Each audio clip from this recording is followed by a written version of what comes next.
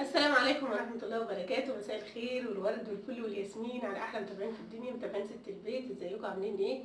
يا رب تكونوا بخير وكويسين وفي أحسن حال. اللهم صل وسلم وزد وبارك عليك يا حبيبي يا رسول الله، صلاة تنفك بها الكرب وتنحل بها العقد إن شاء الله. النهارده يوم جديد وروتين جديد من يومات ست البيت. روتيننا النهارده روتين مسائي، روتين بقى كركبة. هنشطف مع بعض المواعين. عايزاكم بس تشجعوني كده، لقيت نفسي كسلانه كده بقى، وبصوا والبرد بقى اعمل شغل والقعده تحت البطانيه والكلام ده كله.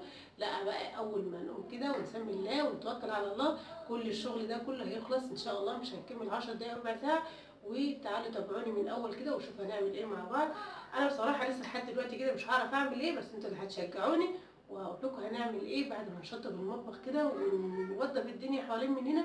عندنا بقى شويه طماطم هنعملهم صلصه، وعندنا كمان كرنبايه صغيره كده هنسلقها مع بعض. هنعمل كل حاجه، بس ما تنسوش والله، وما تنسوش تشجعوني كده بكومنت منكم حلو، وما تنسوش شير وسبسكرايب للقناه. تمام؟ يلا حبايب قلبي نسمي الله، وما تنسوش اللايك. تمام؟ يلا بينا. طبعا انتوا عارفين ما شاء الله الدنيا مكركبه طول النهار. بص انا بسيبها تكركب كده براحتها. تمام؟ ادي الطماطم اهي، كنت جايباها النهارده من السوق. بصوا زي ما شايفين الطماطم كانت غاليه جدا، نار بصراحه نار، كل حاجه غاليه جدا. فهنعملها بقى ايه صلصه كده مع بعضنا.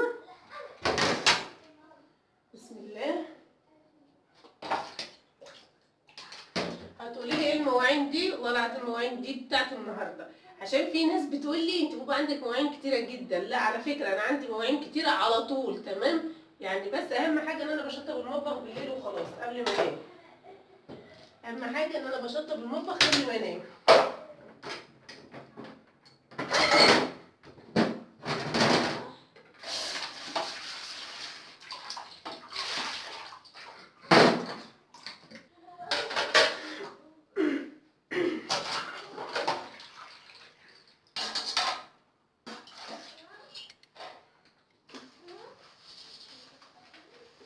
يلا يا حبايب قلبي كده اذكروا الله، سبحان الله وبحمده، سبحان الله العظيم عدد خلقه ورضا نفسه وزنة عرشه ومداد كلماته. بسم الله الذي لا يضر مع اسمه شيء في الارض ولا في السماء والسميع العليم.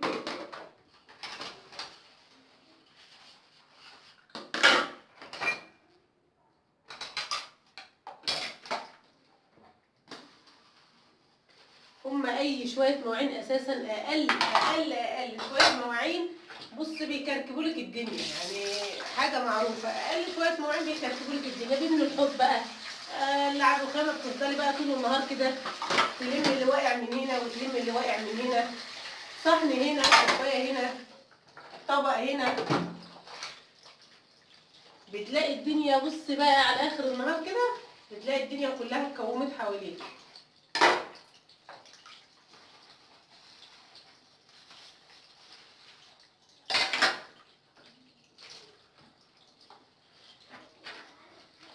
يعني في ناس تقول لي طب ما تغسلي اول باول، ما تكونيش وراكي. تمام مفيش مشكله، ولو غسلت اول باول برضه بتكركب ورايا مواعين، لان الولاد طول النهار ربنا يخلي بيجروا طبق هنا وكوبايه هنا، معلقه كده متنطوره في الصاله، طبق تحت الانتريه، كركبه كركبه كده. فانا بستنى بقى الحل اللي المفروض يتعمل ان انا استناهم لما يناموا، وبعد كده عشان اضمن ان ما عادش في اطباق تانية ايه هتتوسخ وكده. يعني هو ده الحل الوحيد، بس طبعا ما تعملوش شكلي، يعني ما تعملوش شكلي. اللي عندها شويه مواعين في الحوض تغسلهم كده وتقوم تشجع وتشطفهم، ما تعملش زي ما تسيبش مواعين في الحوض. تمام؟ ويتخلص كده. بس انا بتكلم عن نفسي طبعا. يعني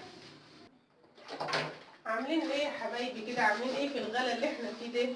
واخبار الدنيا ايه؟ الدنيا على حسكم عامله ايه؟ الدنيا غاليه جدا يا جماعه، ربنا يسترها والله العظيم. والله ما احنا عارفين نمشي بيها بجد، بجد مش عارفين نمشي بيها. الحمد لله على كل شيء، الله المستعان.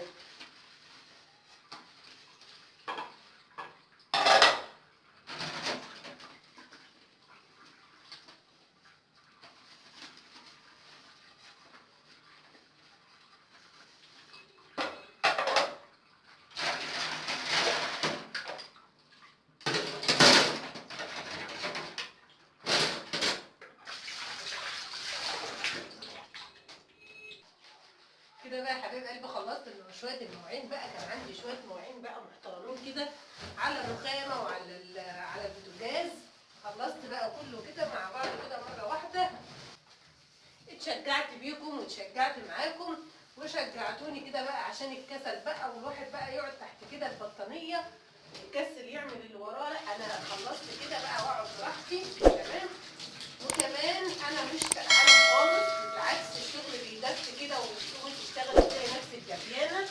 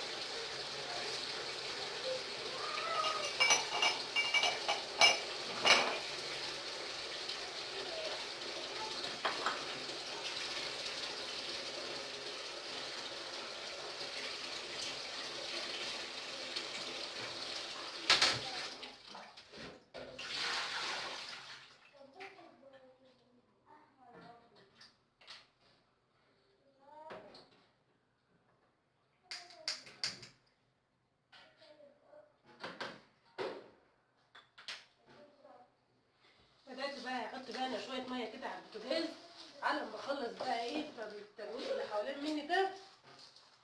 وعشان ايه نسلق الكرنبايه كده، جايبه كرنبايه صغيره وريتها لكم في الفيديو اللي فات. هنسلقها بقى مع بعض كده. انا ما بحبش اسلقها في نفس اليوم، بحب ابيتها يعني عشان الورق بتاعها ما يكونش ناشف معايا قوي. تمام كده. هنا بقى حطيت ميه على البوتاجاز. بسم الله. الورق كله اخضر طبعا، كلكم بقى ايه عارفين الورق الاخضر ده.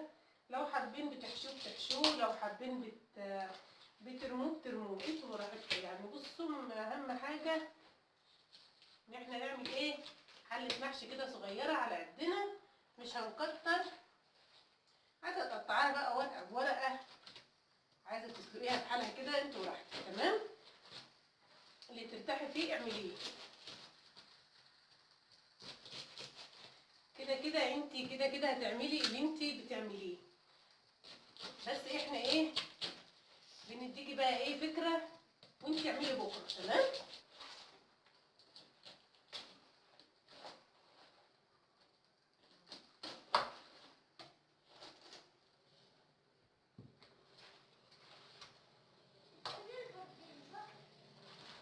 هشطفها تحت الميه عشان الطينه اللي فيها ده اهي، هشطفها تحت الميه وبعد كده هحطها في الميه السخنه. هسيب بقى الكرنبايه كده لحد ما الميه تغلي معايا، وبعد كده هنحطها بقى في الميه بتاعتنا نسلقها. ومعانا بقى شويه الطماطم الصغيرين دول كده، هنهدي النار خالص. انا مش هسلقها، انا هضربها في الشفشق على طول او في الخلاط. تمام، لو انت حابه تسلقيها اسلقيها عشان هي ايه. خلصت بقى كده يا حبايب قلبي، خلصتها هي.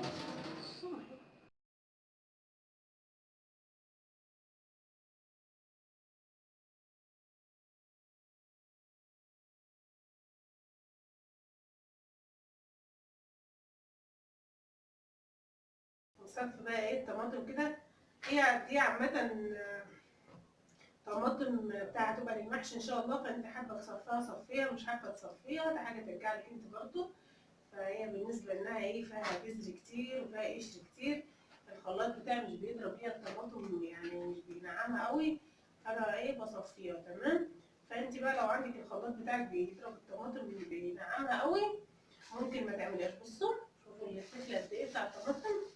عايزه اقول لكم والله العظيم ده ما بيطلع اصلا خالص يعني، اقلام المواعين ولا الازايز طول النهار.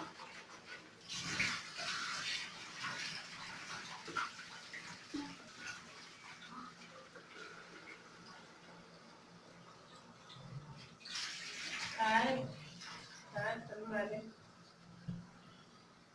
ازيكم عاملين ايه؟ كويسين بخير الحمد لله. اضغطوا لايك وسبسكرايب. دي هي بتقول لكم اضغطوا لايك وما تنسوش تفعلوا الجرس.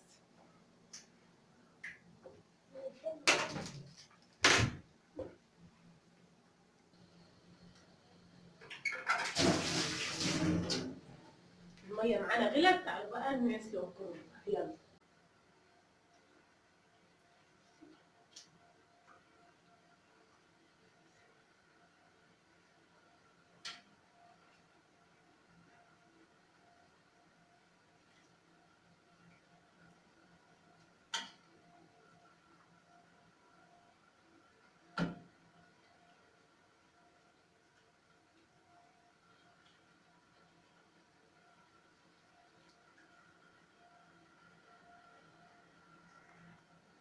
ومعايا هنا بقى الورق الاخضر اللي في الحله وانت بتحشي. تمام كده، هنسيبه 5 دقايق بقى. هنا بقى كده معانا ايه شويه فراوله كنت جايباهم من السوق برده النهارده، فايه مستويين كده بقى هنغسلهم كويس قوي. تمام، ونعملهم بقى عصير، تحطهم في الفريزر هينفعوكي. بس كده طبق. والروتين بقى بتاعنا كده زي ما حضراتكم شايفين، روتين بقى كده حماسي، روتين بقى تشجع معانا كده. وما تنسونوش في اللايك يا حبايب قلبي كده، ويا رب دايما يكون فيديوهاتي كده تعجبكم وتنول رضاكم. كل اللي احنا بنعمله من الفيديوهات احنا مش بنعلم حد ولا احنا احسن من حد، لا بالعكس، في ناس، كل الناس خير وبركه، وكل الناس شاطره وكلهم نضاف وكلهم حلوين على راسنا. بس كل الموضوع ان انتوا بتشاركوني اليوم بتاعي، انا بتشجع فيكم وبتشجع معاكم بجد. ربنا يخليكم لي يا حبايبي ويدومكم في حياتي نعمه، اللهم امين يا رب العالمين. ونفضل دايما كده مستمرين مع بعض. انا اتشجعت بيكم واتشجعت معاكم بجد، يعني كنت كسلانه جدا وما كانش ليا مزاج اعمل اي حاجه خالص. طبعا سميت الله كده ونتوكل على الله.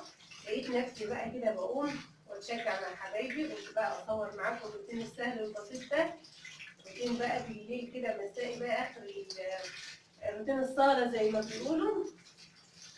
يا رب يا حبايبي الفيديوهات بتاعتي تكون بتعجبكم.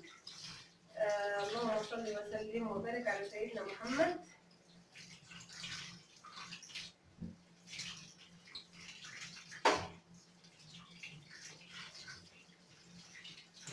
كانوا شوية فراولة حلوين كده مع الراجل النهارده في السوق، قال لي يا أما خديهم بقى إيه اعمليهم عصير كده، شوية فراولة حلوين، قلت بقى نعملهم بقى عصير. والورق بقى اللي معايا هسيبه لما يصفى ميته خالص. تمام، مش هقطعه دلوقتي، لما يبرد وهقطعه إن شاء الله. هحاول بقى إيه أنا مع نفسي بقى كده بعد ما الورق يبرد معايا، هحاول بقى أستنى كده فيه مع نفسي، مش هياخد مني اي وقت خالص. وانا طبعا قطعت معاكم ورق الكرنب كتير جدا قبل كده في الفيديوهات. اللي حابه تشوف طريقه تقطيع الورق يعني ممكن تجيب الفيديوهات بتاعتي وتشوفها.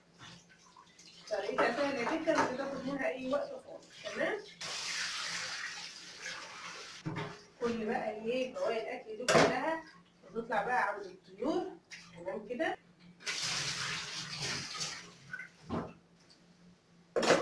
كده حبايب قلبي بيكون خلاص الروتين بتاعنا خلص. ان شاء الله يا رب الفيديو يكون نال اعجابكم كده ونال رضاكم.